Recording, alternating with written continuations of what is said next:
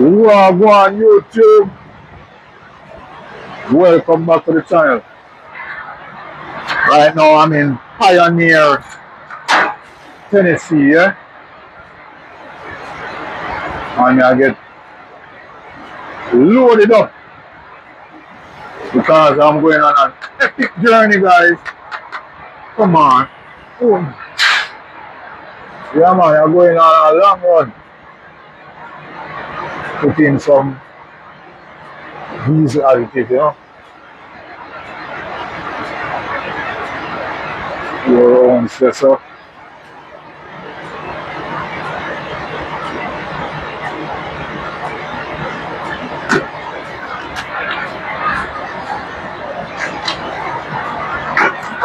So we are full right up, guys.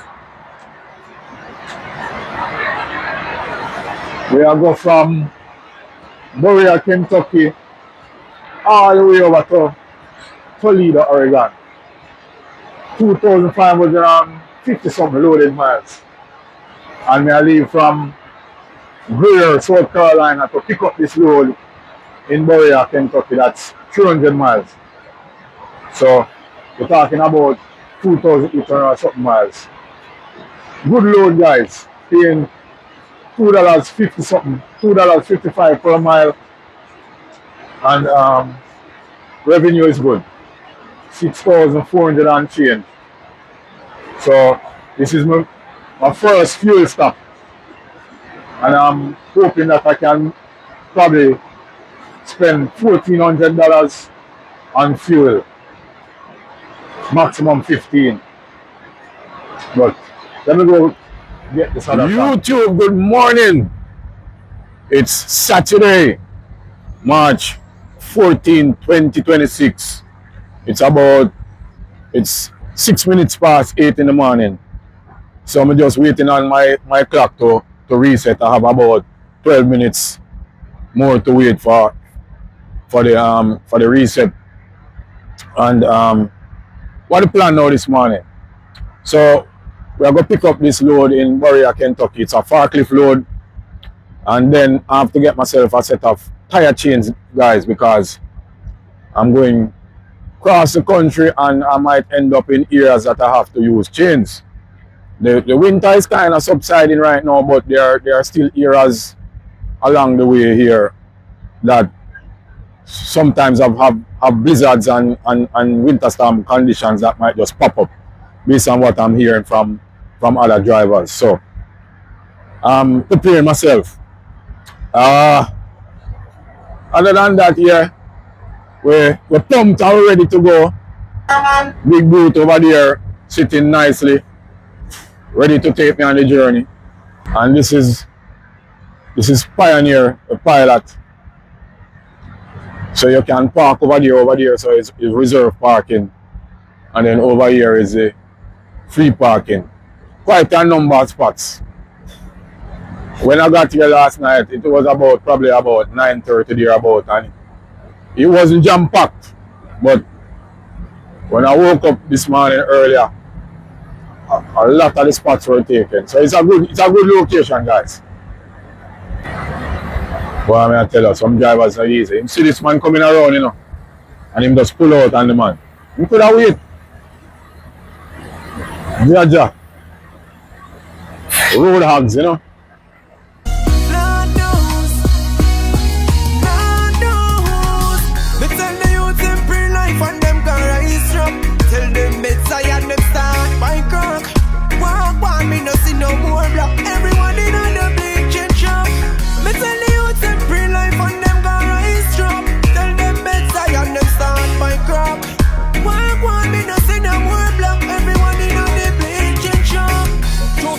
Tell me what you feel like. Stop pose with gun show, you feel hype. Come back to reality, this is real life. Another bus head, willing to take your 3 points. Things are not always what they seems like. You cause it on yourself, so I squeeze mine. How you feel in the water when no reach knee height. You can't sell this one for key light. And if the feds them hold you, you would have dead. Cause up 100 you can't even spend 3 nights. More than enough for your salute to what them 3 nights. Check the papers, you know, make sure everything is what it should be. Although sometimes I don't even understand what's going on. But I still try to check.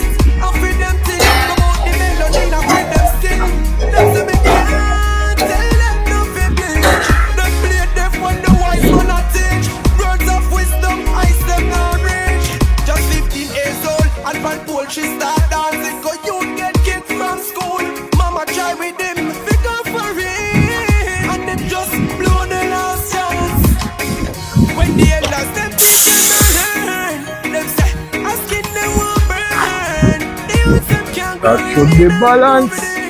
That should be good. Everything seems to be okay. So we're going to burn diesel now, guys.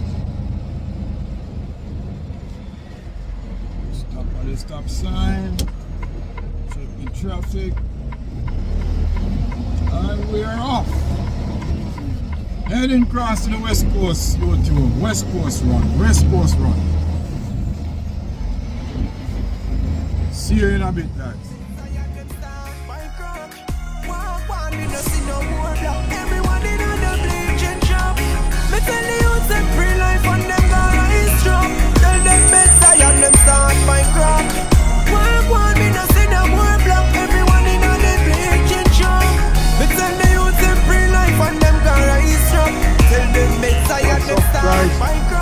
Yeah, reach over by Oregon, guys. Dropped off that load on Friday. Yeah, Friday morning I dropped off that last load.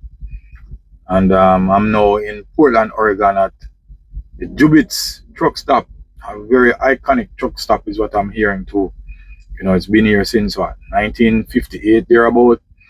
This truck stop has about 250 truck parking. And yeah, a lot of amenities. It has a cinema, guys, barber shop. It has a massage parlor. It has a full service restaurant, fully equipped laundromat. It's all here, guys. Yeah, it's a nice place to do a reset. And if you're waiting on your next load in Oregon and you're in this area, this is a good place to chill out until you get that load. I'm picking up my next load come this Wednesday, the 25th. So I'm chilling out here and I'm quite comfortable. It's a clean place, clean truck stop, guys. So yeah, it was a somewhat eventful trip, you know. Yeah, man, I came across some bad weather on the weekend when I started running this load to Nebraska. Was rough, guys. A lot of snow and wind, heavy wind. And yeah, between last week Saturday and Sunday, yeah, man, the wind had me. I actually burned in excess of about $500 more because of the heavy wind. And the wind was blowing towards the truck when I was heading in the direction of getting up here. So you know, it really took a toll on my MPGs, guys. So I actually spent about $1,800 and change on diesel. So you know, not what I had planned, but it is what it is. I still made a good change after I paid my calculated my money that I spent on diesel, and after, you know, Mercer took their small cut, because they take a small cut. I'm not gonna bash them, you know. I'm quite comfortable with what I grossed on the truck. Yeah, well, I wouldn't call that gross. It's what the truck netted based on my expenses. You know, I still got $4,000 and about $60 from Mercer after I completed the trip. So it's not bad. So I can pay myself and have money put away for maintenance and for the truck itself. Yeah, that's not bad. And I'm now picking up another load and heading from here in Portland, and I'm going over to Maryland. That's 2,800 and something loaded miles. Basically the same thing, you know. And the rate per mile on that this one is let me see. What was the rate per mile on this one? Let me have a look. It's over $2.50. No, it's cheaper, $2.24. But yeah, it's the best thing coming out here right now. So I might have to take a pay cut. I might have to drop my wages to 60 cents per mile to compensate for the fuel cost right now.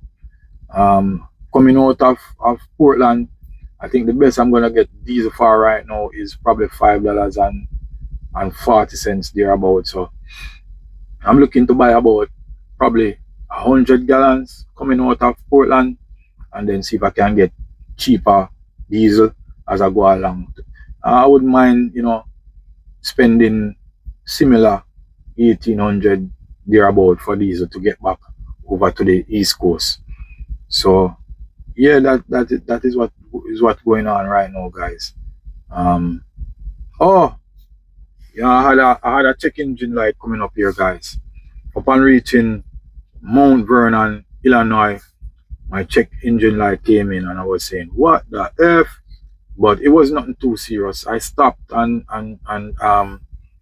I checked the truck, and there was no active codes, but I went into the diagnostics and the MCM motor control module, it gave me a code 521133, and I used my scanner, and I also scanned it, and my scanner was saying that it's just the MCM and the ACM was not communicating the same hash mileage.